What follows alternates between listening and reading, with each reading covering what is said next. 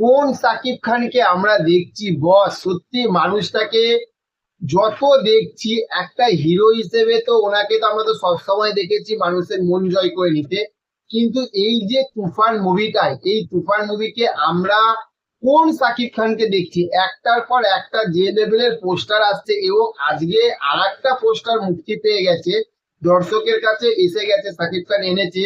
সেই পোস্টারে একদিকে আমরা মিমি চক্রবর্তীকে, মধ্যিখানে সাকিব খানকে, এবং তার পাশে হচ্ছে বাংলাদেশের একটা অভিনেত্রী হচ্ছে নাবিলাকে আমরা দেখতে পাচ্ছি। পোস্টারটা কেমন লাগলো সেটা আমাদের সঙ্গে রিয়াকশন দেবো আমি, ভাস্কর। তো চলুন ভিডিওটা শুরু করা যাক। প্রথমেই বলবো যে আমরা প্রত্যেকটা সময় সাকিব খানের যখন তুফান মুভিটা যখন অ্যানাউন্সমেন্ট এসেছে, একটার পর একটা যে কটা পোস্টার তারা দর্শকের কাছে সামনে এনেছে, দর্শক বলতে পারবে না যে এই পোস্টারটা খারাপ লেগেছে বা এই পোস্টারটার মধ্যে সেই রকম ভাইবস পাইনি। প্রত্যেকটা পোস্টার কিন্তু এক কথায় পুরো আগুন পোস্টার হয়েছে। এবং আজকে সবথেকে বড় চমক হচ্ছে, আজকে যে পোস্টারটা এসেছে এই পোস্টারটা কিন্তু পুরোপুরি কিন্তু একটা অন্যরকম একটা যে গ্যাংস্টার, সেইটা তো আগের পোস্টার গুলো ফিল দিয়েছে, কিন্তু এটাতে না একদম 100% বলবো না, পুরো 1000% কিন্তু পুরো ফিল দিয়েছে কিন্তু সাকিব খানের।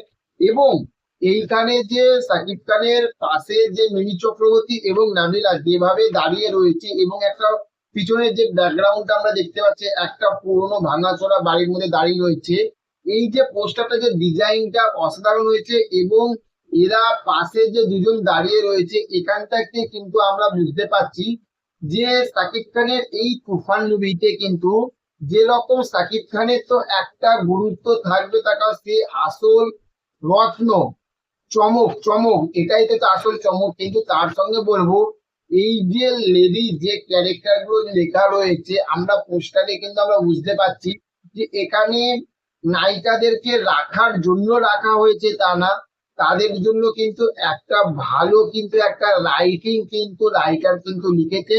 সেগুলো তার কারণ এই পোস্টার গুলো দেখেই কিন্তু আমরা কিন্তু বুঝতে পারছি।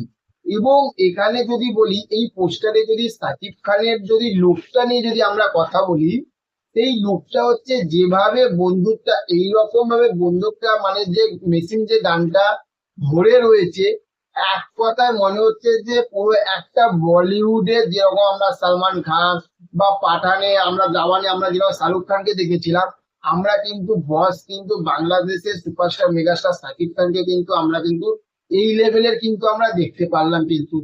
এবং যে চুলগুলো যে বড় বড়, এবং যেভাবে দাড়িটা রয়েছে, এক কথায় পুরো অন্যরকম কিন্তু একটা ভাইবস দিচ্ছে, পুরো ছিটকে যাওয়া কিন্তু একটা ভাইব।